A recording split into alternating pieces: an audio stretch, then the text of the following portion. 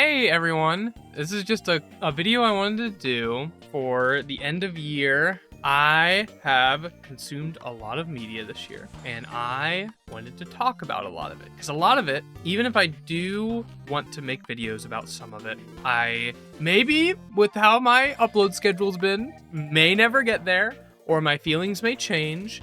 This year particularly, I consumed a lot of media. I went out of my way to try new things, and also ended up trying a lot of new things just by chance, by trying out games that friends recommended me, finally getting to games on the wish list, trying to choose less lengthy games, and we'll get into that, and me also having a bit more free time. But I want to go ahead and talk about them and give out some recommendations for anyone that likes my stuff and sees the stuff that I like and is like, oh, I will probably like what Viddy likes. So yeah, we'll get into that. I'm doing all types of media aside from music because I'm not very musically inclined. I wouldn't know what to put on the screen because the music would get copyrighted, and I didn't really listen to a whole lot of music this year. But if you do want some interesting music to go listen to, I've got a friend named Henkai who makes pretty interesting music, and I like it. I was actually one of his top listeners this year. As for this year, I've got everything in a tier list just to help me organize everything. I'm not going to be doing it in a traditional S to F fashion because I didn't really consume any shit this year. I feel like all the media that I consumed was good in some regard. Just the amount to which I enjoyed it and how it impacted me is definitely not equal. So I'm organizing them by one of my favorite things is the top tier, things that I loved in the second tier, things that I liked in the next tier, things that I thought was all right was kind of the lowest rated tier, and then there's the inconclusive, which is stuff that I have started but have not played enough or read enough to kind of get a feel on the whole scale of it. And also because I would feel really bad rating something in like an F tier that I know is gonna be, once I sit down and I'm in the right mindset, it could potentially change my life. And we'll get into those games. I'm gonna be going over games, movies, TV shows, and books, and YouTube videos that I thought were particularly notable, not including ones from my friends, because I honestly was thinking about it, and I think that there would be too much of a bias on those videos, and I also don't want to rank my friends' work against some of the greatest media I've ever consumed and be like, yeah, this thing that I think is really good for you it's no Omori. I didn't play Omori this year, but Omori is one of my favorite pieces of media. And we had some great pieces of media this year. So I decided not to rank that with one exception, and we'll get into that. But I would like to shout out my buddies of this year who make content. I would like to shout out It's Fako, making wonderful video essay content on anime and stuff. The favorite character video is really good. If you like PvZ, Brando's got some pretty good high quality PvZ stuff. He can be pretty funny. I think he's definitely one of the higher quality PvZ creators in the space that I know of. Speaking of PvZ creators, or previous ones, we got Danaraid. We got Danaraid, who hasn't been doing a whole lot this year, but always glad to see my boy uploading. Wish that were me. Always will support Danaraid until he does a war crime, probably. I don't know if he uploaded this year. I think he did the snipers video, Games Foundation. Games Foundation is one of those creators that he is such a cool person, and he's just a really chill guy. He puts so much into his videos, and he only puts out, there's a difference between my one video a year and his one video a year. And I think Games Foundation definitely has the visuals on lock. And then we got Stop Drop, Yannick, such a chill dude. I love the visuals that he puts in his FNAF stuff, even though I'm not a big FNAF guy. Yannick's just a chill dude. He makes some of the most unique and crazy visuals I ever really see on YouTube. And so I'd go and check him out. He's definitely someone worth keeping an eye on. And then we've got Division, an up-and-comer. He's kind of trying to find his niche. Division's content is so interesting. It's the way that he writes stuff is so interesting. And he's not a bad editor either. He's pretty good. Division's gonna be growing at a pretty good rate, I imagine, once he finally finds his footing and just keeps at it. I think he's lined up for a good trajectory. Last but not least, we got It's Pixel. He posts videos about doors and shit. I don't know. I really like his approach to just like mundane lists and stuff. And I don't know, really unique. If I forgot anyone nearby that I know of, my bad. But with one exception we'll get into later. But yeah, those are my content creator friends. And now let's get into the actual ranking of the media. So what should I rank first? This is a good starting point. Super Mario Odyssey. Now, Super Mario Odyssey was a thing that I loved. I played Super Mario Odyssey for the first time for a video that Sten recorded and will probably never upload. Sten being a creator that we'll talk about later. But I don't really know what to say about Super Mario Odyssey that hasn't been said already. It was just a really smooth experience. I didn't really like the platforming at first, but then once I got the hang of it, it was really fun to go around. It felt very technical. It felt very fluid. But overall, I often forget that I played this game. Like, I went through it very quickly to be ready for the video that Sten and I recorded. Maybe it would have been a game that I would have liked better if I would have taken more time with it. I'm also not a super big platformer guy. The music was really good. I liked some of the puzzles. It was just an okay See, the thing is, I put it in the thing I loved, even though this may sound like it doesn't deserve to be in a thing I loved. But I think as for platformers, it was definitely one of the best 3D platformers I've ever played, just from how fluid it feels. The feel of this game is something like no other. And that's why it is in thing I loved, even though like platforming isn't super my thing. And we can use that to transition into another game that was, oh my gosh, it was so fluid. And this is one of my favorite things, Silk Song. Silk Song, baby. Just getting that out of the way. Silk Song had me by the freaking neck. Like, as soon as it came out, I was in love, and it was so infuriating. This game gave me an appreciation for really trying hard at something. Because I'll be real, I like RPGs, and RPGs are not very hard, and if they do get hard, it's usually less difficult and more tedious, or more of like a puzzle that you have to solve. And there are some cases like that in Silksong, where you maybe want to use a specific tool or finding a specific area. But overall, Silksong was just a very fluid and slightly unfair Metroidvania. And I like me some Metroidvanias.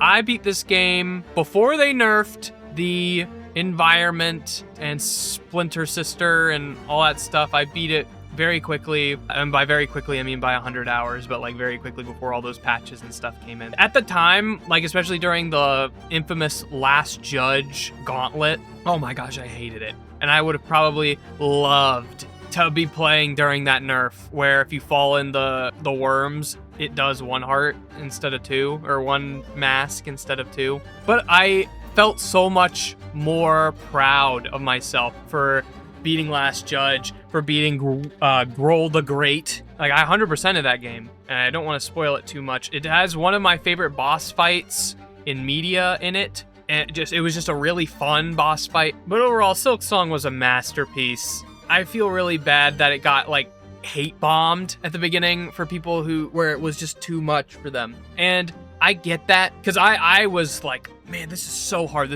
I was good at Hollow Knight. I was doing the boss rushes in the DLC of Hollow Knight, and I can barely get past this big ant in Silksong. But Silksong never felt unbeatable to me. Like, there was always that sliver of hope that I could make it through if I just tried one more time. And the longest attempt was the Savage Beast Fly. Fuck that thing. I didn't beat the Savage Beast Fly until like late Act 2. Silksong, just one of my favorite games of all time. It really changed how I look at things as well, knowing that with enough grit you can get through a lot, which is something that not a lot of video games teach me. They usually either feel too daunting, like something like Dark Souls. Like, I feel no motivation to get through Dark Souls because I'm like, well, this game just feels unfair. I'm not gonna fight a losing game. Like, I could maybe win, but I'm not gonna fight in a losing battle. Silksong felt like I was climbing out of a hole,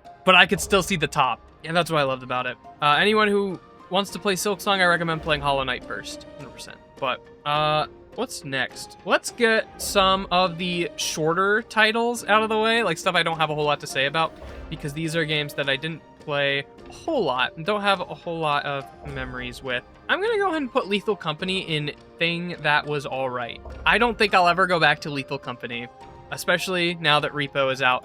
But I had to play Lethal Company for some footage for the Repo video, and for a video that I was making that I ended up canceling. It was about friend slop. In typical Vids fashion, it was taking too long, and I was like, nobody even says friend slop anymore. Like, it's not a thing anymore. It would have been kind of a weird pimple on the channel of just this thing of the times that also would have gotten overshadowed by the Flays Fire video on Friend Slop, and I feel like he did a pretty good job of talking about everything that I would want to talk about. I think we had a lot of the same opinions on it. Lethal Company didn't feel as friend sloppy, but it also didn't feel like I didn't have a reason to play it, you know? Like, I played with some randoms, and that was pretty cool. The monsters are pretty interesting.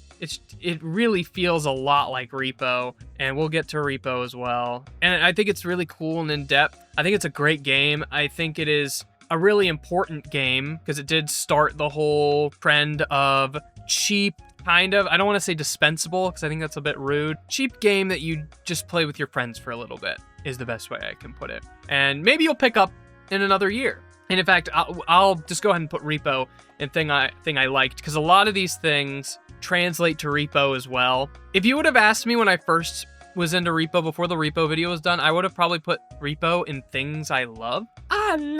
Yeah, like things I loved. I played Repo so much for footage for the Repo video, the Repo monster tier list, and at a certain point, the game just feels the same, where nothing's really scary, which is a good thing for me. I don't like scary games, but there's so many exploits, or not exploits, but there's so many ways around all the enemies that once you understand how all of the enemies work, it really is more of a game of luck. It's a game of being patient. Like there's certainly skill involved, but especially if you're playing with other people, I just end up waiting a lot of the time. Even though now you can talk while you're dead, there's still nothing to do when you die. If you die, you just wait for your friends to revive you. You could be on the same level for an hour, depending on the circumstance, and just sitting there watching someone in spectator mode, especially on some of those later levels. And that's just not a fun experience. Or even whenever you're alive, a lot of the exhilaratingness of trying to move all this stuff with your friends and avoiding these monsters kind of diminishes as you learn the monsters, because it's one thing to be like, what is that? The big skull, guys, duck, guys, what the goose? And then now it's just like, oh, there's a rope behind you, okay, let's hide under here, okay, flash grenade. It's just a different vibe once you learn the game, and I don't like it that much, but it's still like fun sometimes, but I'm never excited to play Repo again. But that may be just because I played it so much. Lethal Company, I didn't get that much into it in the first place. Even before Repo was a thing, I was like, okay, this is kind of cool. But there were just a lot of little things about both of these games that just make it less fun for me long term. In the short term, if you've never played these games, give them a shot with some friends. I think that you guys would have a fun weekend, and they're pretty cheap. Peak, I liked Peak, but again, same problems with Repo and Lethal Company. There's just only so much replayability. Even though there's infinite replayability, like you can get up to the mountain with different friends. You can go different paths. There will be different mountains. I'm like, I don't feel anything getting up to the top of the mountain. I made it to the final level, and I'm like, and then we all lost, and I was like, I don't know if I want to climb this mountain again. I don't know what I'm going to get out of climbing this mountain again. I don't feel, at least there's an ending to Peak, unlike Repo and Lethal Company, where it's just like, what's the goal here? You know, the goal here is to laugh and see how, like, I get a high score. But with Peak, you know, at least there's a win con, but it's fun. It's fun with friends. I can't argue that it's not fun with friends. And again, funny moments, funny haha moments. I'm never really in the mood to play Peak because I'm like, well, I don't want to climb this mountain. What else do we got? Do we got any more friend slop games? What are some other ones? Raft. I liked it. I liked Raft.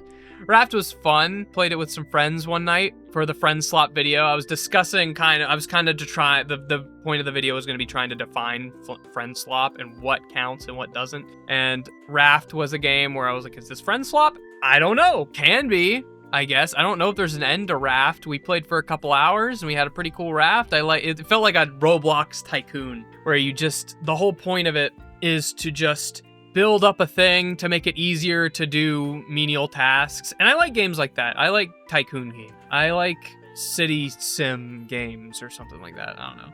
I guess Minecraft might fall into that in some way, but yeah, I had a fun time with my friends. It's not like a game that I think I will ever go back to, but I definitely enjoyed my time there, and I think I'll look fondly on my memories of Raft. I have another game that I played for the friend slot video, which was Ultimate Chicken Horse. And Ultimate Chicken Horse, I don't think is friend slop. I think it's just a party game. And I liked Ultimate Chicken Horse. It's in the same vein as Raft, where I thought it was fun. It was a fun little party game. Now, Ultimate Chicken Horse, I do think I would play if I owned the game. Oh, I do own the game, but if I had more friends that own the game, I think I would be more likely to play Ultimate Chicken Horse than Repo or Peak. I don't know, it's just a fun game. There's a set end time, and just like if you're just hanging around a Discord call and want something to do for a little bit, it's a fun little platformer. I didn't love it. I don't go being like, oh, I gotta play Ultimate Chicken Horse again. But it was a lot of fun. Just a simple little platformer. It's just a party platformer where you try and get to the other side. The Ultimate Chicken Horse was all right. Another questionable friend slop title. This is not the first time I played this game. Most of these games are games that I first played or first experienced in 2025. I've played Don't Starve Together before, but I thought it was so notable that I played Don't Starve Together in the year 2025. And this was not for the friend slot video. I had footage of Don't Starve Together. My friend just pulled up Don't Starve Together and invited me to it as like a joke. Like, why are we playing this game? It's all right. I feel like Don't Starve Together is just really outdated. It's a pretty difficult survival game. If one person dies, everyone else loses sanity. As far as I know, every world that you play is forced to be a hardcore world. It's not like a Minecraft thing where you could just be like chilling in survival. But again, we didn't learn a whole lot about it, but it's Don't Starve Together. I wouldn't really recommend it, to be honest.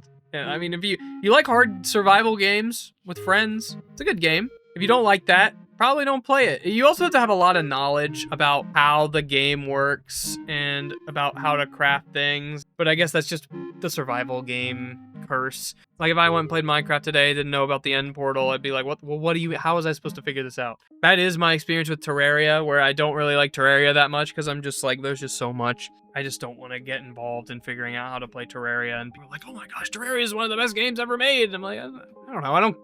I don't think I'm missing much. Slay the Spire. I'm gonna put, Slay the Spire is another game that I played for the potential friend slop video. And just because it was being talked about doesn't mean that Slay the Spire or Ultimate Chicken Horse or Raft are friend slop.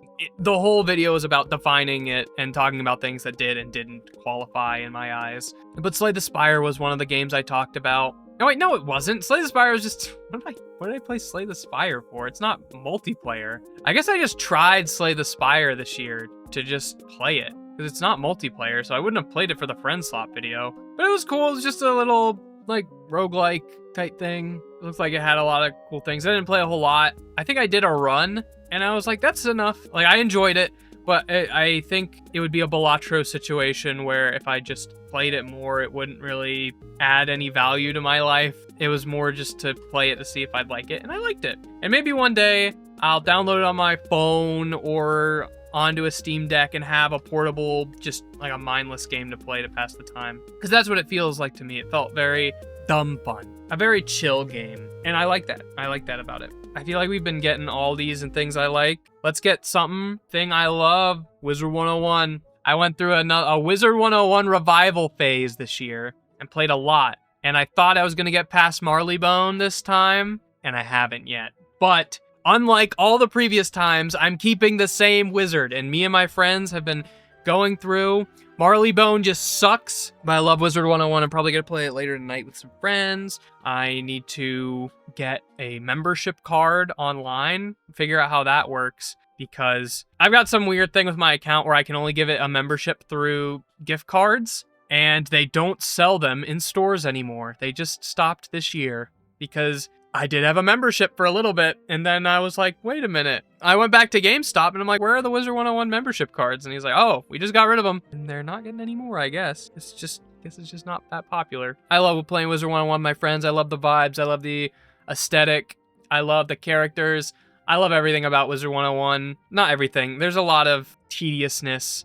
There's a lot of backtracking. There's a lot of annoying side quests. And the combat's not particularly that great all the time, but it's a fun game. I love so much about it, and I will always be a Wizard 101 fan unless they do something friggin' crazy that just makes me not want to be a fan anymore. But I love me some Wizard 101, and I think I'm learning. I'm trying to learn about my aesthetic for the channel, and I think Wizard 101 is going to be somewhat of an inspiration to that, whatever it ends up being. Okay, let's get back. Especially speaking of aesthetic, Dragon Quest IX. This was a really interesting game that I didn't get very far in. This is for a video that is not out yet, but is still in the making. This video is still in the making. Dragon Quest IX, just such a fun little game. It made me feel so nostalgic for a game I never played, and I have a feeling if I would have played this game as a kid, it would have been one of my favorite games of all time. It's my first Dragon Quest game. You can create your own customizable party.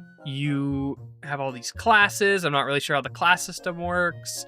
The story hasn't been anything special, but it's just a cute little game, and I like the vibe. I like the music. I like the aesthetic. I like that I can run around with my friends. I do not like how some of the level things are. Like if your underlevel friend dies in combat, they don't get any experience. That's a little messed up, but I mean, I get it. Like, so you can swap out your party members for different types of party members, but I don't know why you would do that, because it's so hard to level up your party members from what I've found, unless there's an easier way later on.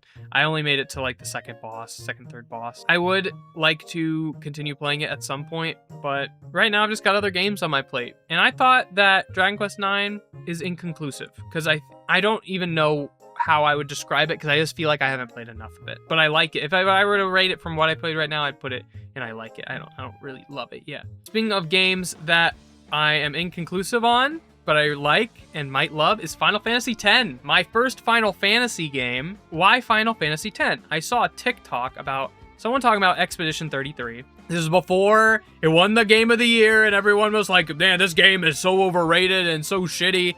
And I'm mad that Final Fantasy didn't win the multiplayer of the year, even though Expedition 33 wasn't even in it. But yeah, Expedition 33, TikTok about this guy talking about his experience with the game. He's talking about his brother who passed away, who he said really would have loved Expedition 33, and there's a character in it that reminds him of his brother, down to like the way they talk. And he said that him and his brother really loved story-based RPGs, but his brother used to not be that way, and Final Fantasy X was the game that kind of got him into story-based RPGs in the first place. And I gotta try Final Fantasy X. And I've gotten like a good bit far into Final Fantasy X. I think I'm like 10 hours in.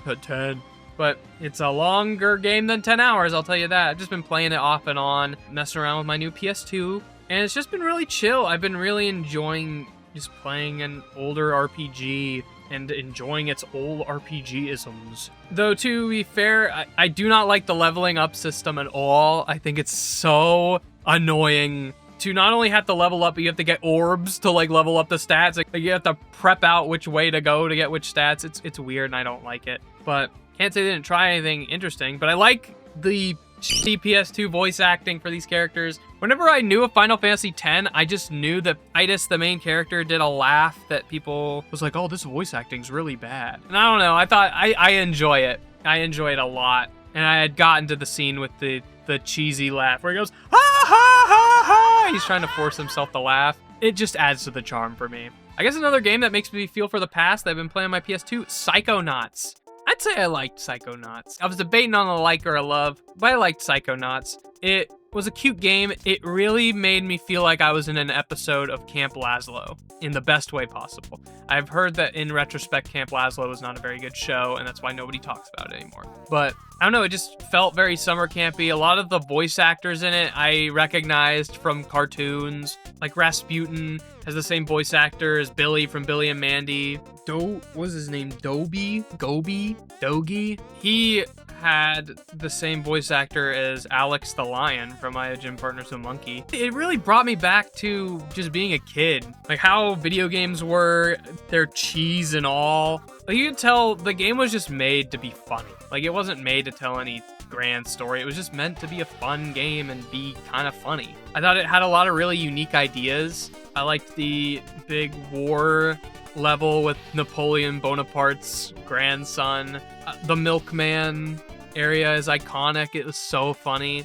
Oh yeah, I guess I should explain what Psychonauts is. You basically, it's just like a summer camp where you use psychokinesis and like go in people's minds and stuff. It's a 3D platformer. It's fun. It's fun. I never beat it because the final level was so annoying, but I watched a Let's Play on the final level and I'm like, yeah, I'm fine with that. I'm fine with not beating this. It's just a stupid difficult level where there's an extra lose con and that made it so annoying for me. But yeah, overall, I like Psychonauts. I want to give the sequel a try at some point. I've heard it's better. Another game, I'm going to put this one as inconclusive. This is Dark Deities 2. It was like a Fire Emblem type game on Steam, very Fire Emblem inspired. I didn't play a whole lot of it, but I just didn't feel a draw to it. And I don't know if that was just because I wasn't in the mood for it, because I really wanted to try and play more games this year. Oh, I remember I was looking for indie games to talk about in a video that I will be talking about later, but I was searching for indie games that I liked, or indie games that I would like, and Dark Deities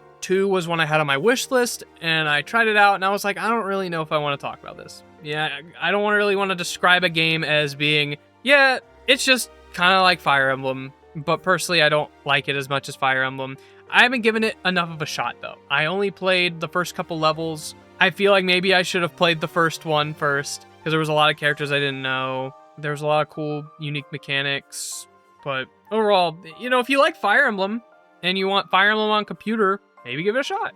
Another game I played for trying out indie games was Void Stranger. It's another game I like. I can't say I love Void Stranger, but it's so interesting. It's such an interesting game. It's a 2D Sokoban-like puzzle game that really breaks the boundaries of what you can do as a puzzle game. And I would highly recommend, if that sounds interesting to you, give it a play and not look much into it. But if you're still unsure, stick around because I'll be talking more about Void Stranger later and might have a recommendation that may make it easier to get into the series for you, or into the game. Another indie game that I played that I played this year, not for this reason, just because, was Spirit City Lo-Fi Season, I think it's called. Spirit City Lo-Fi Session.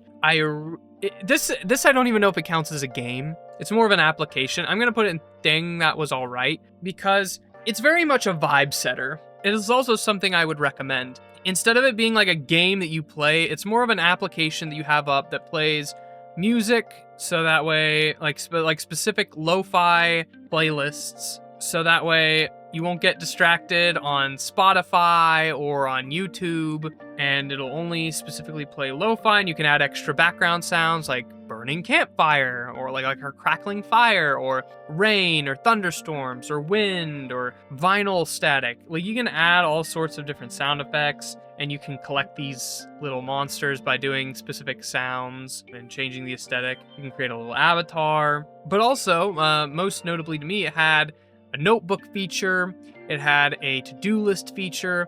So it was something that for a while I would open Spirit City Lo-Fi in the morning when I was to do my editing, and I would click on the little boxes on what I needed to do for that day. But it's kind of an unneeded application. If it's something that you think would interest you, it's helped me and my friend Fake out a lot during the time that we used it. But after a while, I kind of fell off, and maybe I might get back into it at some point, but it's just so hard to rank. I recommend it greatly, though. If this seems like something that would help you be productive, it's only a couple bucks too. It's a vibe setter. It's a vibe setter, that's what it is. I'm gonna put Civ 6, and I think it was all right. I played Civ 5 a lot in high school, and this was the first time I played Civ 6, and I didn't really like it. I thought it was not as interesting as Civ 5. I can't really explain. I mean, I guess it was just different. I can't even remember what was all that different about it other than roads worked in a completely different way. Road work ahead, I sure hope it does. My opinion is probably a bit more skewed because the one match of Civ 6 I played with friends, I was right next to someone who did know what they were doing. They had only played Civ 6 and not Civ 5, and so I was trying to do a lot of things that are not in the game anymore, building around things that don't work anymore. And it was still just as jank as ever. Like Civ is just a janky game. But yeah, if you like Monopoly-esque game, like a world takeover game, I guess, you might like Civ. Give it a try. I recommend Civ 5 over Civ 6 any day of the week, though. Except if you just want to play it like handheld, like because Civ 6 is on Switch. But, oh, what else do we got? We might as well hit up my 2 inconclusive games, or my 2 more inconclusive games, just to get them out of the way. Disco Elysium and Fallout New Vegas. I trust that I will love Disco Elysium, but every time I try, I'm like, there is too much to take in. There is too much information to take in. And I've been told by other people who like the series that that's a very immersing feeling, because the main character also has no clue where he's at or who he is or what he's doing. So you kind of learn with them, but it's just so dense. It's such a dense game. It's one of those games that one of these days, I'm gonna play it and I'm gonna love it. I know it. There's so many people who recommended this game to me, and I trust that that's gonna be the case. But it's so hard. It's so hard. Every time I want to get into a new game, I'm just not in that mind space. I'm just not in that headspace. I definitely recommend it. Like, it's already so interesting of the premise. Like, I think about Disco Elysium a lot, but I don't understand what's going on. I don't understand the world around me, and I haven't given it that chance to really teach me. But one of these days, I'll give it a chance. I trust that I will. Fallout New Vegas is a different matter. It's just like, I'm not super into like post-apocalyptic. The guns are kind of weird. It feels very old. It crashed on me one time, and I'm like, I didn't lose that much progress, but I'm like, do I really want to risk that? And then I have to mod it if I want it to be more stable. It's not like modding something like Gary's Mod. You just go on the Steam add-ons page. I gotta go and do a whole bunch of stuff. And I was told there might be a Fallout New Vegas remake sometime. So maybe one of these days I'll either wait for that or continue this Fallout New Vegas journey. Maybe I'll finish it in 2026. Maybe if I end up doing this again in 2026, you'll hear me talk about it. Because these inconclusive games, I hope to have concluded by then. Yeah, can't really say much on any of the inconclusive games so far. Other than, most of them I've enjoyed a good bit. I've enjoyed the vibe, and I want to continue playing at some point. Just I'm not very urgent in doing that. I think we'll hit up Epistorytyping Chronicles. It was all right. I was practicing typing. It was a fun game to help learn how to type using Homebrew, because that was something that I was taught in kindergarten, and I didn't follow it because it was difficult. And I think I had a problem with it because I had little baby hands, and I was using a big adult keyboard, and now I've got big adult hands on an adult keyboard, and it was so much easier. And having a fun little game to play it was cool. I'd recommend it, but I can't say I'm ever going to want to play it again. And I still don't really know what happens in the game. It's really cryptic. Like, you'll be walking somewhere and it'll be like telling a story of something using the most vague language ever. And the ending of the game is insane. Like, I'll get into that in a video, but it's all right. If you want to learn how to type, I'd say that's a good place to start. Marvel Rivals, just getting it out of the way. I liked it. If you would have asked me earlier in the year, maybe February, I would have said I love this game. This game was going to be the Overwatch killer. And in a way, it kind of was. Marvel Rivals being, at the beginning of this year, the new hero shooter that was out on the block. I may have started it in December of last year, but I mean, I didn't really play them. I don't remember when it came out. It was definitely late last year, early this year is when I would say. Either way, I'm counting it. Marvel Rivals started out as a breath of fresh air for hero shooters for me. Everyone didn't know what was going on. All the heroes were so unique and different from stuff like TF2 or Overwatch. You still had similar characters, but it wasn't like a one-to-one. It wasn't like, oh, this is the engineer from TF2 and this is Torbjorn. Demo Man, this is Junkrat. It felt like everyone was unique. The hero combinations were really cool. It was a lot of fun to play. And everyone was chill, and everyone was having a fun time. Like, you could go and goof around. People were pelvic thrusting as Iron Man. People were missing their maximum pulses, and it was really funny. But then people started to lock in. People started to get serious about Marvel Rivals. And whenever you start getting a lot of people who really care about a video game, or I guess with a high skill ceiling, people got so toxic so quick. It was just Overwatch again. It, like, literally the entire thing felt like Overwatch again. It felt like people were getting mad in games, people were being toxic. It felt like there was some similar cheese. It felt like there was some crazy, unbeatable team comps. You ended up having to play characters that you maybe didn't want to because they were more viable than the other ones like every team had, especially in Marvel Rivals, because unlike in Overwatch where it was just like the meta, like there was just a meta, why would you not use Moggy or whatever his name is, Maui, whenever he was so overpowered, versus I need to play the overpowered character and I need your buff for you playing Rocket Raccoon. You need to play as Rocket Raccoon so I can get my buff. And at the beginning it was like, oh, let's play these two characters because they got a synergy together. And then it turned into, I want to play my character at max capacity, so you need to play this character so I can play better. Which also led to getting the same team comps over and over again. They've been swapping it as the seasons have been going and they've been introducing more characters, but I've just fallen off. I just am not a serious competitive gamer. It stresses me out. It ruins my mood.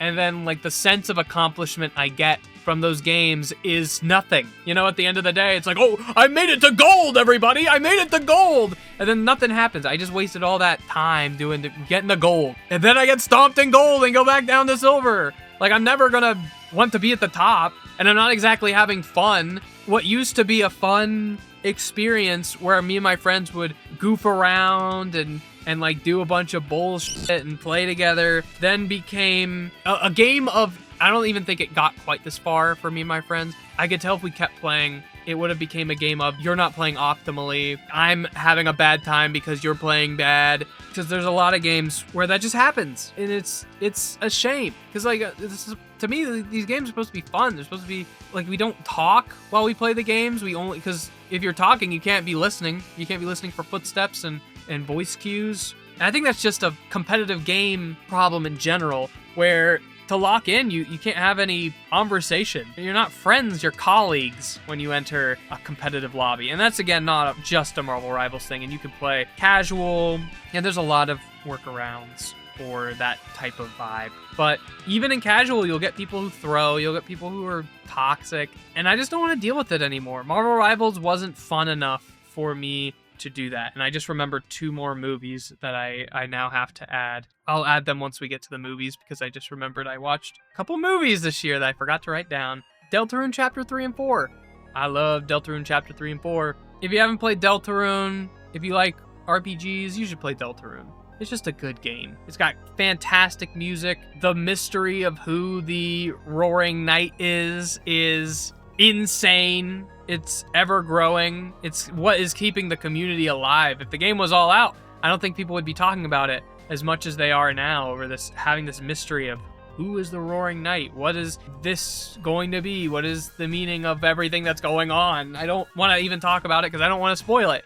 It's a game that changes your perception on a lot of signature RPG tropes like Undertale did. And it is a good game. The characters are fun. The writing's good. The music's good. Has some crazy moments in it. I played this with my girlfriend this year, and it was... I would not be upset if I had to replay through it, which I probably will, because I didn't beat one of the secret bosses, which are pretty hard, because I didn't want to hold us up from continuing the game. But I've got time for Chapter 5, maybe. I think it's releasing in spring? I don't know. I might be confusing that with something else I'll talk about later. Speaking of another Undertale-like game that I love, oh my goodness, In Stars in Time! I have not finished In Stars in Time yet, but ooh, is it getting good? Is it getting good? It went from a game that I was like, I thought I'd like this a bit more. Because I'm gonna be upfront, there's a lot of dialogue that's really cheesy. And in the most and least offensive way possible, it's very millennial coded. Like, all the characters, I found a walk, and then all the characters were like, walk, walk, walk, yes, Porky walk. Okay. But then, aside from those little moments, there's a character in that game named Bonnie. I hated. They were so annoying for a really long time. But now I like Bonnie. Now I like all the characters. Now I like everything about this game so far. Aside from some backtracking. In Stars in Time, you're at the end of a journey, and you're trying to beat a king who's freezing the world in time, but you can go back in time to the previous day as you get locked out of certain situations and stuff. It's very Majora's Mask meets Omori. Depending on how the ending of this game goes, I think In Stars in Time has the potential to be one of my favorite things. And just so you know, Wizard 101 is one of my favorite things. It's just this gameplay session of Wizard 101 is what I'm counting. Like this Wizard 101 journey by itself. Not like me playing it as a kid. I'm not counting that. But yeah, In Stars in Time, love the main character. I think he's one of my favorite protagonists. He's just chill, and he's so like, I don't want to spoil anything. Anything. It's a really cheap game. I've been recommending it to everyone far and wide, and I really hope that the ending isn't trash. Just being a game I loved, Cobblemon. Cobblemon's a Minecraft mod pack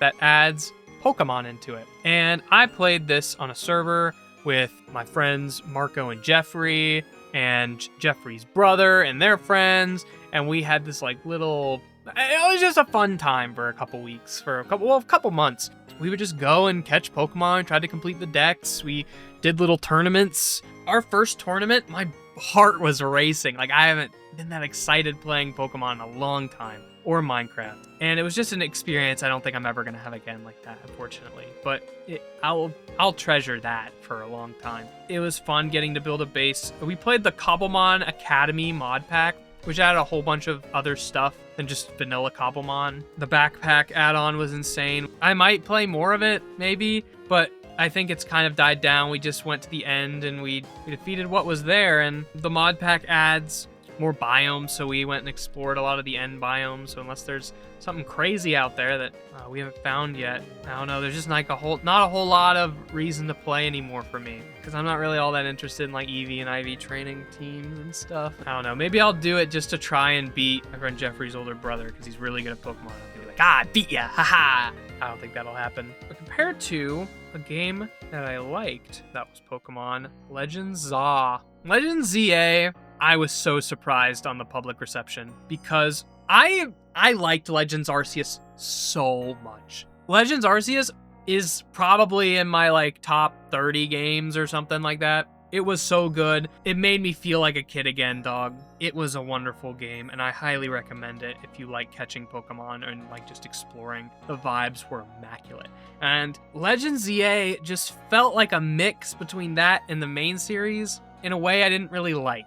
I liked the characters so much, but everything, I didn't like being in the same city the whole time. I didn't like that the majority of the music was just a remix of the Lumio City theme, or the same motifs throughout the whole thing. They're just kind of repetitive, and I never wanted to explore, because everything just felt the same. Everywhere just felt like, oh, more buildings. My most difficult challenge of the game wasn't a battle.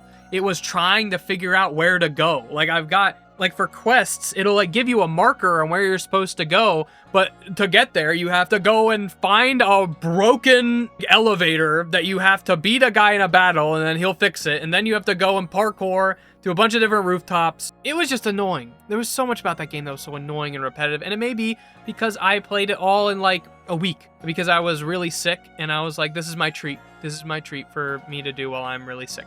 It was just all right. I liked a lot of the new megas, but a lot of them I was just like, this is a lot. This is a lot of new megas. There's DLC, the first minute, useful DLC too. I liked Pokemon Scarlet Violet a lot. I'm okay with Sword and Shield, and I've been told that the DLC for those games makes them so much better, and I haven't bought them. I haven't bought either of them, and I don't think I ever will. I thought I was gonna buy Sword and Shield DLC, but I'm like, whatever. I get Sword and Shield being rushed and them having to do DLC to add it later. I was fine with that one. Scarlet and Violet, I was like, okay, that's a little much, maybe also it was again a rush. This one, already on the $70 game, and then the $20 DLC, and then also Nintendo Switch Online for a game that I thought was okay, but everyone else is like, oh my gosh, this game's so good. This game reignited my love for Pokemon. This is the first good Pokemon game in forever. And I'm like, really? This is the one? This is the one that you all like? It's the same town. The characters are amazing. I love Corbeau. but you end up fighting like the same bosses over and over again. I just beat the electric themed trainer, and then, okay, I need to go and get her information on something, and then she's like, okay, I want to battle you again. I'm like, oh, okay, I thought I just fought you. Whatever. And then later there's a tournament arc, and you fight her again. Like, you just fight the same guys over and over again. I get why. The climax is really good. I love Corbeau. I'm glad the game exists just to add Corbeau. He's such a fun character. But overall, like, in terms of Pokemon games, it's like one of the weaker entries in my opinion. The combat was okay. I liked the cooldown system. I don't know, I never really had much trouble. The only fight I lost was against the final fight, and some of the boss fights where I just took too much damage and died. But I never lost like all my Pokemon except for the final area. I don't know. I have some choice feelings about it, but overall, it was an enjoyable experience. But I don't think I'm ever going to play that game again. A lot of the story from X and Y gets talked about and referenced, and that's cool. But overall, it's just like, I just liked it. Which it's not hard for me to love a Pokemon game. I'm just saying that. Okay, my final video game I played this year. This game took up my entire month of July. Persona 5 Royal. I'm putting it in things I love.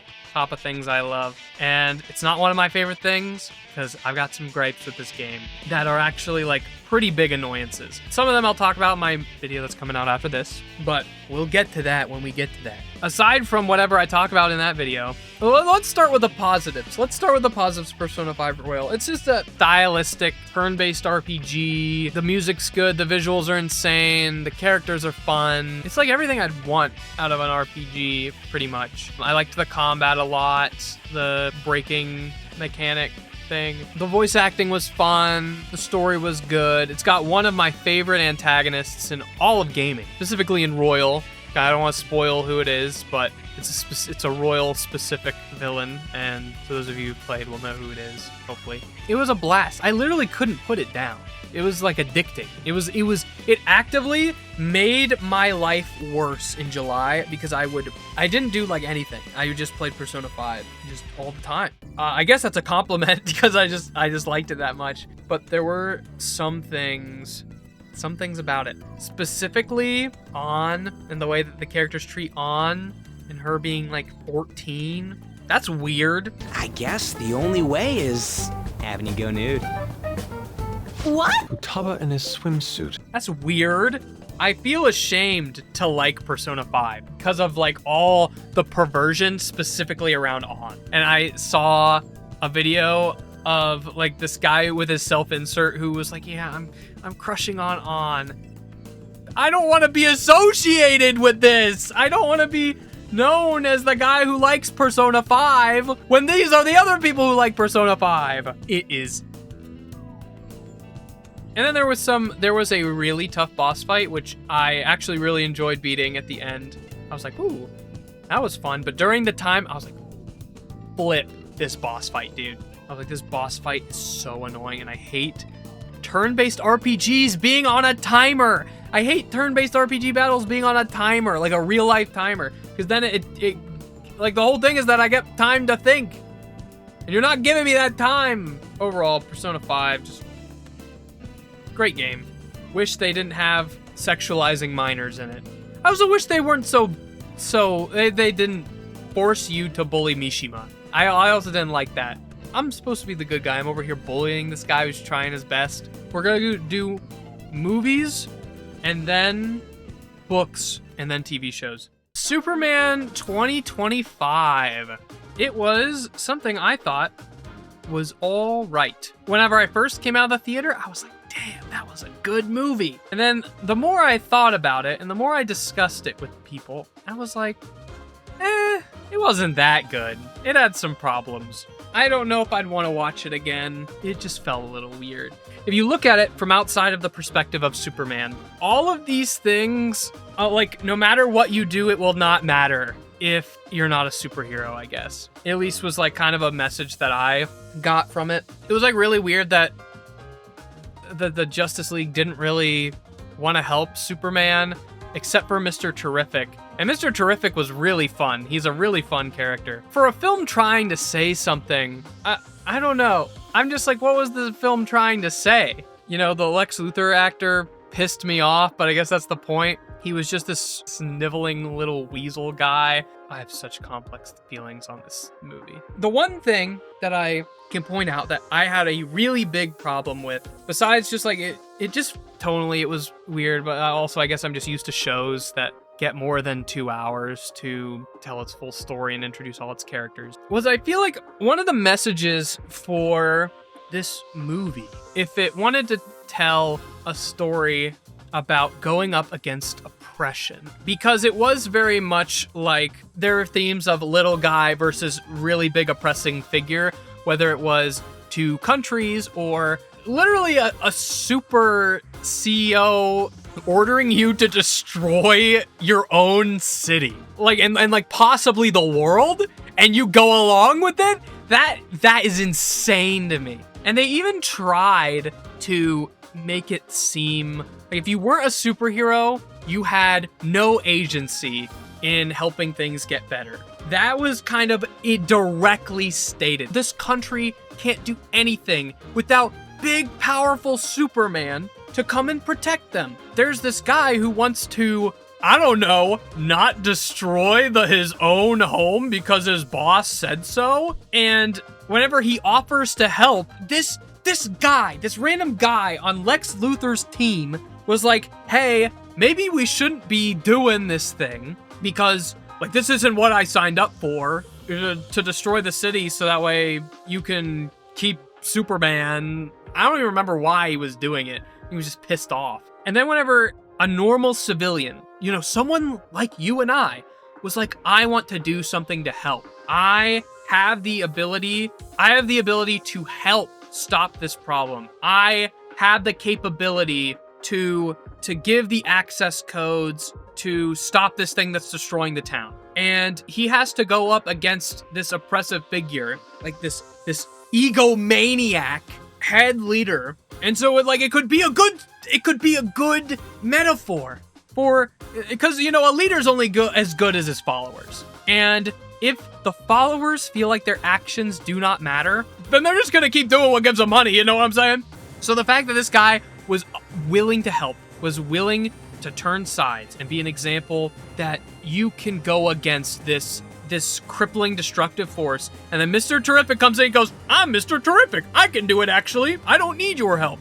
It's like, oh, your actions don't matter, your actions will not help. Like events are going to happen whether or not you take action. And I think that's a bad message. I think it's a bad message to say that, to like imply, and I know it's for comedy, I know it was a funny line. It really, for a movie that seems like it's trying to tell a message, I feel like it was too simple of a movie to tell such a complicated message, if that makes sense. Oh, there was another movie I watched this year. I just remembered. This one's actually going to be quite the different, because I was about ready to say, I think the movie would have been better as a cheesy, just superhero movie if it didn't try, if it did try and tell a message, putting more of an effort towards it. But then you have the opposite, where it's just got Batman 1989. Honestly, I liked Batman 89. I didn't love it. I didn't quite love it, but it was so much fun. Like, it was just Batman and Joker just being silly and stupid the whole movie. It's like, there's like, oh, the love story. Aw, can Batman be Batman and have a girlfriend? But aside from all that, Superman was like fine. It had some good music. It had some good visuals. But I don't know. It just felt like a mess, you know? It just kind of felt like a mess. Batman, like the Joker's just funny. I like the Batman, there was so much stuff I knew from this film that I didn't realize was from this film. Like Joker pulling out like the little pistol, but it ends up being the entire size of his leg. It's just a shotgun sniper rifle, and shooting the Batmobile and causing it to crash. This joke made me laugh so hard. It was when Batman had the Joker cornered on the top of a rooftop, and then Joker puts on glasses and goes, you wouldn't hit a guy with glasses, would you? It's so funny. The Joker is just such a delight in that film. Batman is so fun. It's so cheesy.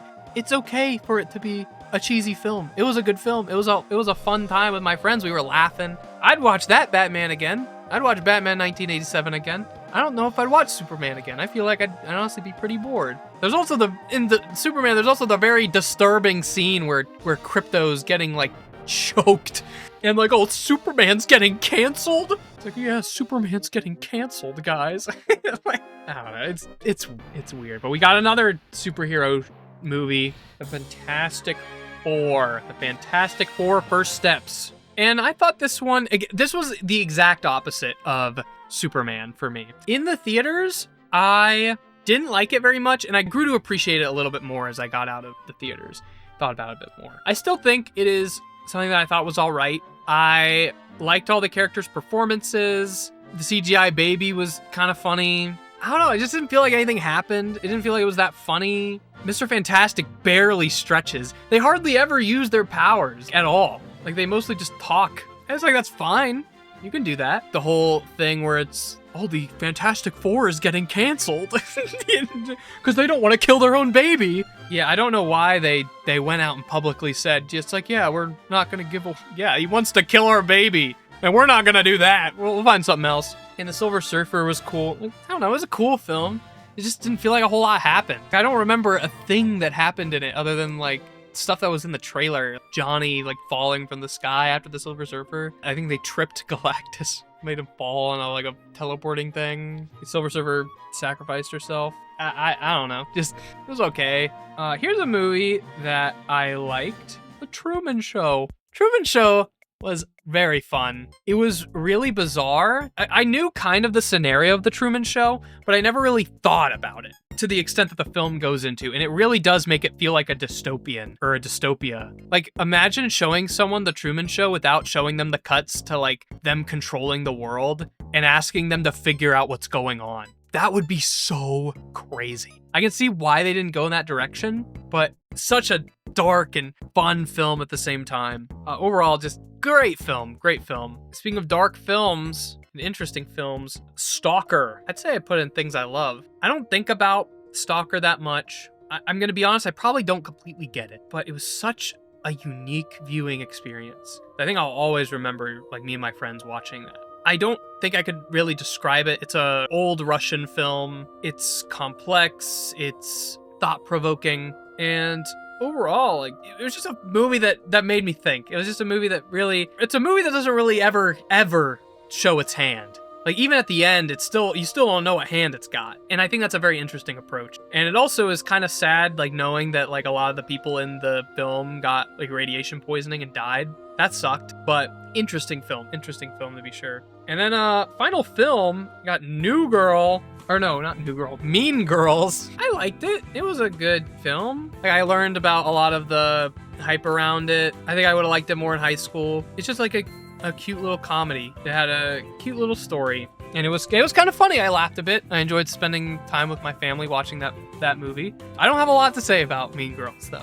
I think I'm also just, like, not the target audience for that. But now we're gonna get to the books that I read this year. And we got The Creative Act, The Way of Being. I'm putting that in conclusive. It's been a big book, and it's so abstract. And I'm staying on the negative train for now, but hopefully we won't be in the station for very long. Reading a little bit every day, or at least trying to. And it's been hard, and I feel like I'm not retaining anything. It's just so abstract. And the reason why I'm reading this is I heard it was a really good book. I heard it was a really inspiring book. And I'm like, I don't see it yet. There are some unique, it's all about, like, the values of art and like the perception of art and stuff like that. How to help you create, I guess.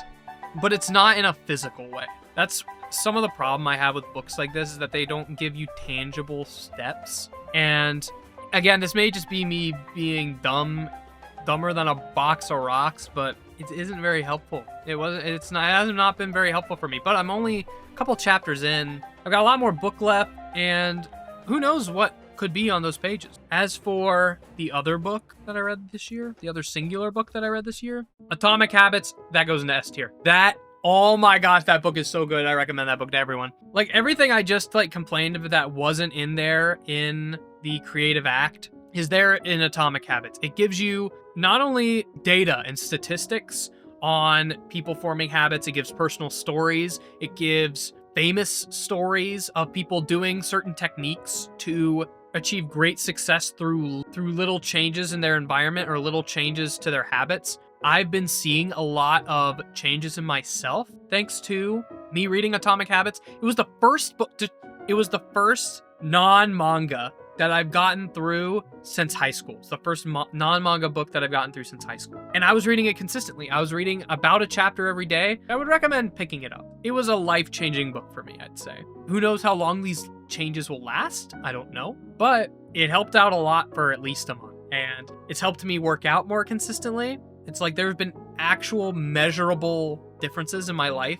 and also my mental state. Because that's the thing, is that it was just a mental change.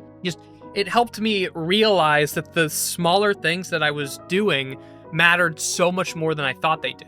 So things I was letting slide, I'm no longer letting slide. Because I was like, oh, well, what's one day without working out? Well, one day becomes 2 days, and 2 days can become a week, and a week can become months, if years. Or, oh, I've been eating junk food all this week. What's one healthy meal gonna do for me? Well, it's a good place to start. You know, it's like, what's 10 push-ups gonna be in the grand scheme of things? It's showing up. Showing up's half the battle. And this book really goes into that. I don't know, hopefully it'll help my YouTube upload schedule.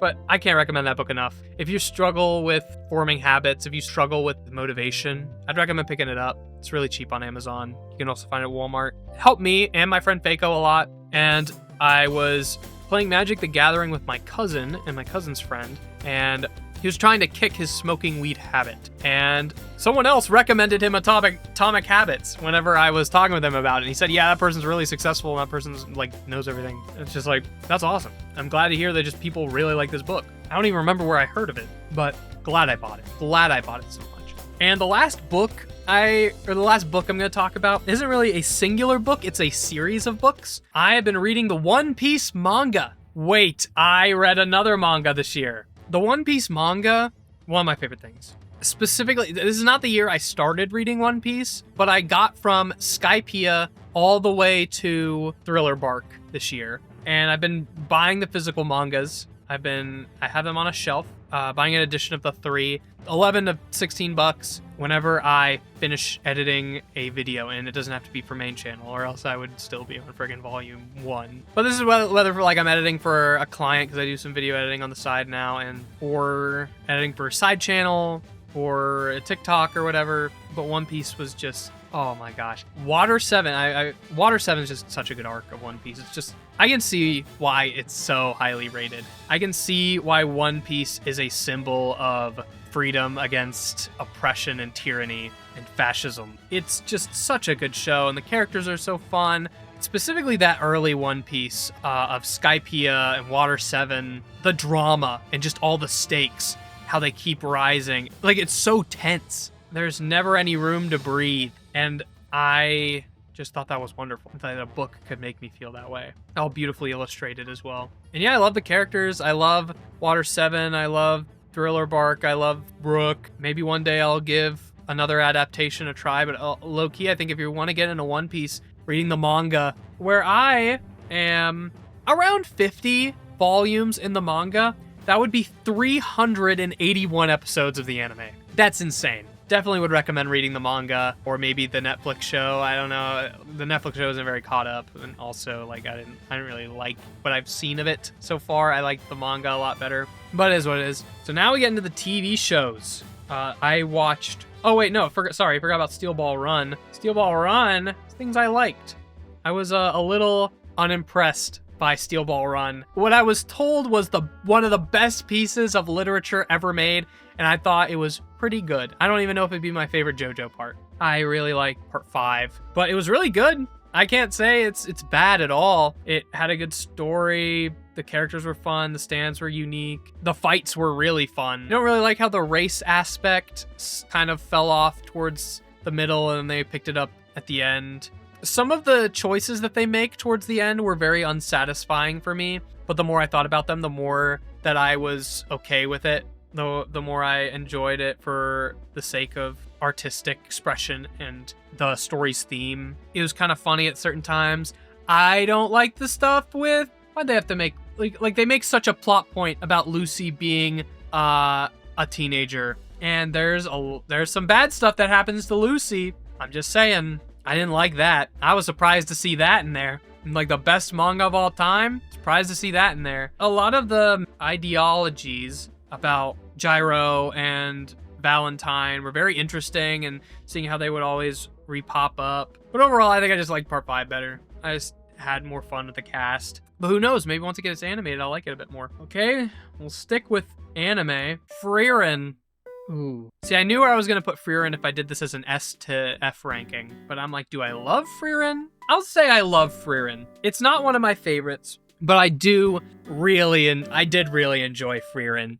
I did have some problems. So Frieren, it's just a really calming, chill anime, very cozy vibes. Love the vibes, love the messages. I really like Himmel the hero. I really like the supporting cast. I really like the story that goes on. And if it stayed like the first season throughout all of it, I'd say it'd probably be one of my favorite things. But I did not like the second season very much, where in the middle of this cozy anime about learning to love the smaller moments in life and the smaller things in life, about love and loss and appreciation for the moment, we got a tournament arc. Why do we have a tournament arc? You know, it's like we needed that. We needed a little tournament arc where one of the main characters just isn't there the whole time, and it introduces like 12 other characters that you now have to learn about and care about within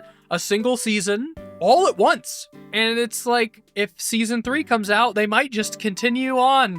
They might just, it'll be like, yep, that happened. I don't know. I've never read the manga. I don't know how it goes, but it just felt like such a tonal difference. The ending of it was cool. I'm excited for a season 3. I like the vibes, but I much prefer how it was in the first season. At the second season, I was just like, there was too much happening. It made me mad because it was like playing Stardew Valley, and then suddenly you get told it's like, oh, you can't plant any plants anymore until you go to freaking Tournament Island and kill everyone else there. It also just felt kind of like so unnecessarily violent for such a... Throughout the rest of the show, they're like talking about the joys of humanity. They're in an era of peace, and they're, you know, killing monsters and stuff like that. But then now they're just fighting each other. Like, why? Why are you just fighting each other? Oh, it was just not the same show as the first half, and I liked the first half better than the second half. But we will get into another show that was also have a cozy vibe about the little things in life. We're talking about My Little Pony: Friendship is Magic, and yeah, it's a thing I loved. And you know, Frieren fans will stab me to death, but I liked it better than Frieren. Okay, so a little backstory. I watched My Little Pony with my girlfriend because she really likes My Little Pony, and I told her I'd watch it with her. And at first, the first season of My Little Pony: Friendship is Magic was like really interesting to me. It had this weird vibe to it where the writing was just so natural, where it just felt like, oh, this is a new person trying to make new friends. Like, this is a person who just moved here and doesn't understand the customs and learning and making new friends. And the music was really good. I'm just saying the music doesn't get better than Winter Wrap Up. I'm just saying that right now. And then season 2 came, and I didn't like it. I didn't like season 2. I thought all the characters ended up being Flanderdized versions of each other, where in the first season, they felt like so subtly their character. And then the second season, they all felt so Flanderdized. Like, I could not see season 1 Twilight Sparkle freaking out over a freaking list. And whenever I was talking about that to my girlfriend, she was like, oh no, she would do that. And that's because she had seen the whole show. And Twilight definitely changes between season 1 and season 2. Like, they change all of the characters to be a lot more extreme. But after season 2, I liked it again. I liked how chill it felt. I liked how realistic some of the dialogue and problems were that you wouldn't see talked about in media in general. And I'm not necessarily saying that a lot of it needed to be brought up, not a lot of these social issues or things that you would need to be taught how to deal with, hypothetically.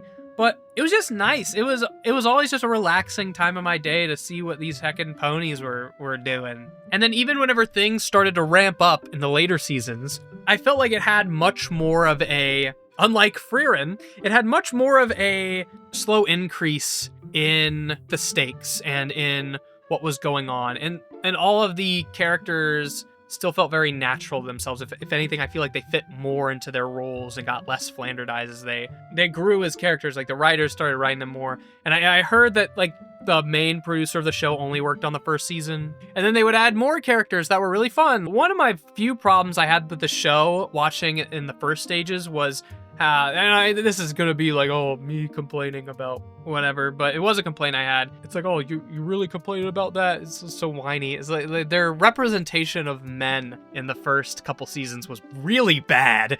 Like the only male main character is Spike, and he's annoying. He can be really annoying, and that's fine. I don't think there needs to be a male main character at all, especially in a show for young girls or teenage girls. But just the male characters that did exist were usually either annoying or evil. Like all of the villains are men except for like one. But later in the series, I feel like they started adding a lot more nuanced male characters and just more nuanced characters in general. Like they had so many unique ideas with all these characters. It felt like a D&D campaign where the world kept growing and growing around the ideas that they had set upon before. And I was really sad to finish the show. Like this was a routine where me and my girlfriend, we would sit down and watch this show every night for like months, and maybe even been a year, because there's so many episodes of this show. And again, this is like Persona 5, where I'm like, oh man, I don't want to be a brony, man. I don't want to be a brony. But it's a good show. I'm not like obsessed with it. I don't think I'd ever get My Little Pony merchandise for myself, at least. But I like it. I like the show. I think it was a good show. And if you want just like a chill show with like realistically written characters, I don't know, dude, check out My Little Pony and maybe skip season 2. Last show, thing I loved, I think, Columbo. I didn't watch all of Columbo just because I started watching Columbo. I watched the first episode on Tubi, and I was like, dang, this episode's long. How far am I in this episode? Because I figured that it was 30 minutes. No, it was like 2 hours. Columbo early episodes were really long, and they gave a lot of time for the murderer to set up their traps and all that stuff. And it just made it even more satisfying to see this murderer go and try and cover every track, and then Columbo still finds something they missed. He's such a fun character. I definitely think I like Columbo the character more than Columbo the show. The show, again, is kind of long, but oh my gosh, I love Columbo. I wouldn't be surprised if there's like a fan thing where they just took the Columbo episodes and just cut them down to be a like normal television length, because some of them do feel very padded, and I haven't gotten very far in Columbo because again, it's like watching a movie every day to see Columbo do his stuff. But it's worth it sometimes. It's worth it for that ending. It's like, I guess, a new murder mystery novel, but you just got to see how Columbo figures it out. It's like a puzzle, but I love Columbo. Now this is one, I'd say this is something, I was debating whether this is gonna be something I loved or one of my favorite things. I think it's gonna be something that I love. The Amazing Digital Circus, specifically episodes 4 to 7, I think is what came out this year. But whenever Amazing Digital Circus first came out, I did not like it at all. I actually was going to write a video. I think I might have a script somewhere that started of how I felt the Amazing Digital Circus was an insult to creative media, where it felt artificially created to be popular. Oh, Jax is supposed to be Bendy in the Ink Machine aesthetic mixed with Bonnie the Bunny from Five Nights at Freddy's, and Kinger's crazy. And honestly, that whole theory just fell apart. But there was just something about the pilot episode. It just didn't feel right to me. Like, it felt very, we're trying to be popular on purpose. And first of all, thinking about it now, there's nothing wrong with that, really. Especially if you are making something really good. And I think that the Amazing Digital Circus is really good. I've been really invested in the mystery of how they're going to get out of the circus. I really want to read I Have No Mouth, But I Must Scream. But I want to wait until Amazing Digital Circus is done so I won't get spoiled. It's just been a wild ride, and every episode I get more excited to see the ending. And I'm really glad that it won't last forever. I'm really glad it's like 9 episodes, I think. So we've only got it should be done next year, I think. But it's just insane how much I like that show now and how much they've been able to evolve these characters over just a couple episodes, a couple short, like 30-minute episodes. And I count Amazing Digital Circus as a show.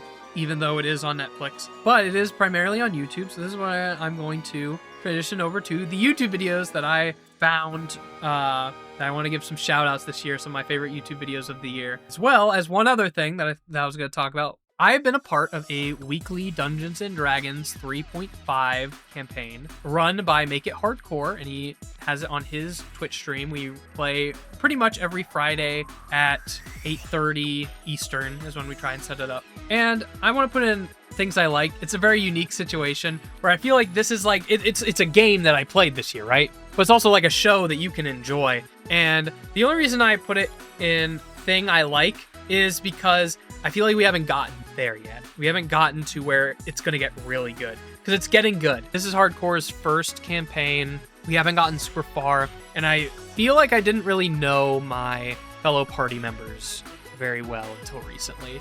And even still, I don't know them very much as people.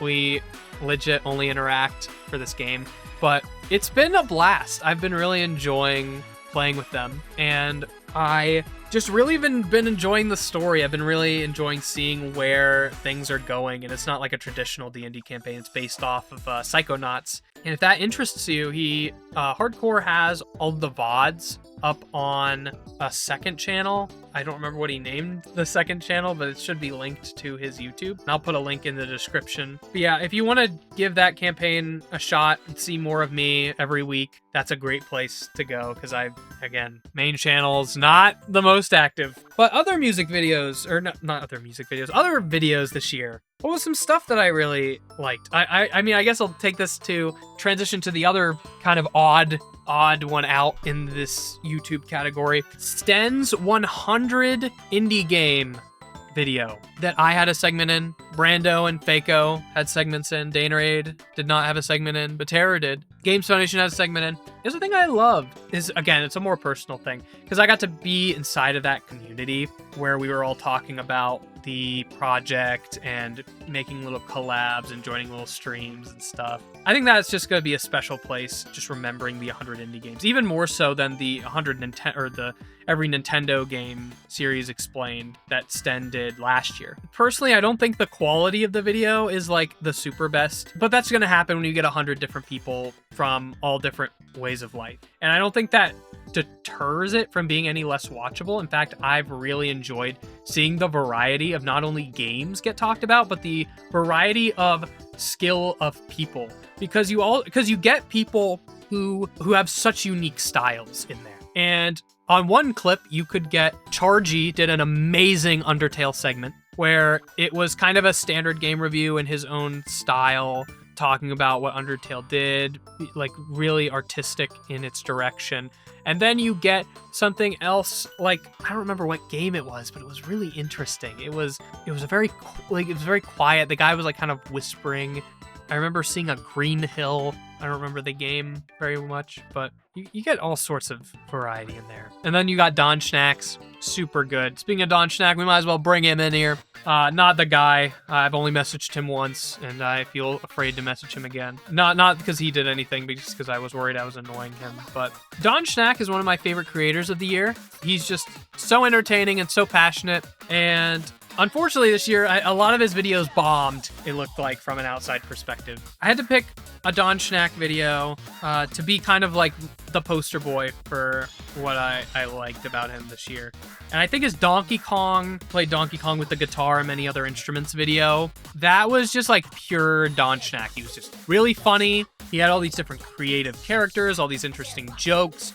He had a really beautiful message at the end of the video. It just kind of sucks because the package is, I don't care about Donkey Kong. I don't care about Donkey Konga. And I don't feel like a lot of people care about Donkey Kong. But I still watched that video. It was so good. If you want to laugh and you kind of want that like old style of like video game comedy, like an old Peanut Butter Gamer type beat, give it a shot. Except I think he's funnier than like old Peanut Butter Gamer and Brutal Moose and JonTron. Like he's a funny guy. I'm gonna put that in things I love.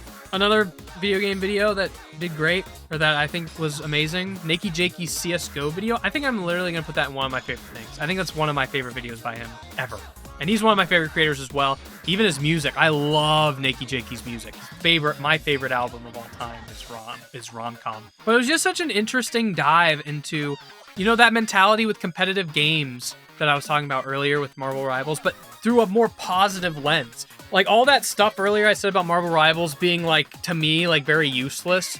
To him, he talks about how it like made him feel like he was growing as a person and like the point of it all. And I'm so glad that we can have those two different perspectives. And I'm so glad that he can get a lot out of CSGO where I couldn't get out of CSGO, Marvel Rivals, or Overwatch or anything like that. And the art direction was really interesting. I just highly recommend it. Highly recommend it. That was this year, right? I'm gonna hope it was. Speaking of old YouTube, like old Peanut Butter Gamer, what if we wanted old Smosh? Shiftless is a series by Rex Langille. He's got 2 episodes of the Shiftless series, and I've heard some people not like the first one, that it was kind of slow, but it was just so nostalgic for me. And I like the second one too. The second episode too was also funny. But these two guys, they're just having fun. And I had a really personal relationship with Shiftless because they remind me so much of friends I used to have, or in some cases friends I currently have that I don't talk to anymore. And I like to think like I'm hoping that these people stay friends forever, and they're just friends having fun. It's just such a break from all the highly edited and highly produced slop on the internet. And not all of it's slop, but just having something raw, having something be raw is so nice. They just wrote a script and recorded it and filmed it. It reminded me back when I did videos like Canned Corn. Like I love that, man. I love that so much. And it captures something that I don't think has been captured in a long time. I'm gonna say I love Shiftless. I hope it goes well. I've got such a care for that game, or for those people, that series. Speaking of that game, I'm gonna say this isn't one of my favorite well, I don't know. Yeah, I'm gonna put it in one of my favorite things. I think this is one of the best YouTube videos I've ever seen. It was Ish's Minecraft Rich versus Poor Civilization Experiment. It's just straight up a movie. But I trust how real it is. And that's what I love about it. I love doing stuff like that in Minecraft or in games, just getting with a bunch of strangers and forming it's basically just a bunch of strangers playing pretend and then making a Survivor-like reality TV show out of it. But it's in one concrete, like 2-hour video. It's just a movie. It's good. It was like better writing than some actual movies. It was just so satisfying. All I can say other than that is go watch it if you haven't. It's such a good video. Next, we'll hit up this video essay where earlier I was talking about Void Stranger. I was like, oh, I might have something for you. This is what I'm talking about. This is going to be a video that I like. I didn't love this video, but it did give me to get Void Stranger another chance. And it was by the Gamalier. Void Stranger, the best game you've never heard of. Now, this is before Super Eyepatch Wolf did his video on Void Stranger. And personally, I feel like Super Eyepatch Wolf did the game a little bit of a disservice by talking about it enough. Because Void Stranger is all full of like secrets, and the fun is figuring out the puzzle. Whenever I had given up on Void Stranger because I thought it was too complex for me, and then this video came up, or I searched for it to just like be like, should I cover this game for the indie collab? Because I was trying to figure out what game I wanted to cover for the indie collab. Because Sten told me I couldn't pick Wizard 101. But it just covers Void Stranger in a way that I think doesn't give a whole lot away. And also makes it so that way you would be more likely to want to continue it. Because that's what happened to me. I gave up because I thought it was so hard. And I was like, I don't want to do this. I completed my first run. And then I watched that video and I was like, yeah, I'll give this another shot. And then I did, and I enjoyed it more. And then I gave up again. And Super Eyepatch's Wolf made it so I don't think I'll ever want to play it again. I think it's just got such a high skill ceiling that it's made it look so unappetizing, and it's also given me so much of the information of the game that I don't feel like I need to play it anymore. And I think that's I don't know. It's one of those things where I think it's a good thing the game's getting heard. The game's getting heard of and noticed and learned of. My section in the indie collab was done before Super Eyepatch's Wolf was. Just so you know. But yeah, I'd say that video was just nice because it made me reconsider Void Stranger as a game, and I ended up liking it a lot more the second time. Speaking of video essays, there's this video essay channel called Napoleon VII, and he does really interesting video essays in a really cool and calm manner. He talked in his most recent one that I watched about how he doesn't want to do YouTube full time, and I think that's a really cool statement to have. He basically looks at a topic through the lens of a singular movie, and a lot of the movies are movies that I really, really like robots and Brother Bear and this video, because I specifically watched this video because I wanted to talk about this creator, but his Thanksgiving video, which is like my favorite video by him, was from last year, and I watched it last year, was his Meet the Robinsons video. Well, I love Meet the Robinsons, and I think his video was really good. He did a video essay on why you never stop meeting yourself, about how you grow and keep moving forward, and he dissected the film really well in a way beyond that I did whenever I watched it as a kid or as an adult. I'd say I love it. There's not really a whole lot left to say other than he's just got really good video essays, and I highly recommend if you just want a chill video essay to watch or listen to, go give him a shot. This one's gonna be a short shout out. I'm gonna do things I liked. It is Wampus's The 5 Levels of Animation That Every Video Editor Must Master. I've been learning a lot about video editing and DaVinci Resolve from Wampus's community and himself, and that was just a video I found really helpful, but it's like not the end-all be-all of videos by him. I think overall, just what he provides more as a service in total is better than any one video of his will provide. It's whatever you don't know that he has a video of, that'll be more important to you than any animation thing. So if there's anyone who watches me and wants to be a YouTuber or wants to learn how to edit and wants to use DaVinci Resolve, which I highly recommend you do, go give Wampus's community a check out. He's such a nice guy. He does weekly meetings in his Discord where they like discuss video editing and they do like viewer feedback and stuff like that. It's a really nice environment. The last guy, this is more of a YouTuber than a video, much like Wampus, where the videos that you don't know about are going to provide so much more value. And so the topic is really going to depend, topic of interest is really going to depend on what you don't know. By Technology Connections. Love this guy. He does videos on your household, just stuff you have in your house, like household appliances. Stuff like, how does a dehumidifier work? How does a humidifier work? How does a refrigerator work? Stuff like that, that's just really interesting to learn about, and how simple some of these machines can be. How do space heaters work? What kinds of things should you look for when buying a humidifier? What kinds of things should you look for when buying a space heater? What should you be worried about when using an extension cord? He just educates you, or at least he educates me in very basic, simple to understand mannerisms. And he's got his little quirks. If I had to recommend a video, just whichever one interests you, but his humidifier video is really good. His refrigerator video is really good. His Christmas lights video is really good. I learned all about what humidifiers I should get for my home for the winter because of my eczema flaring up, which you'll see in a couple videos. But yeah, that's the media I consumed this year. It took me like 2.5 hours to talk about it all. I might edit this, I don't know. But yeah, I just want to say thank you all for being patient this year. Hopefully I'll get more stuff done instead of maybe watch one less episode of Columbo, do another extra hour of editing every now and then. Thank you all for watching. But I'm starving, I haven't eaten today. It's like 3 o'clock, so have a great new year if this gets out before New Year's.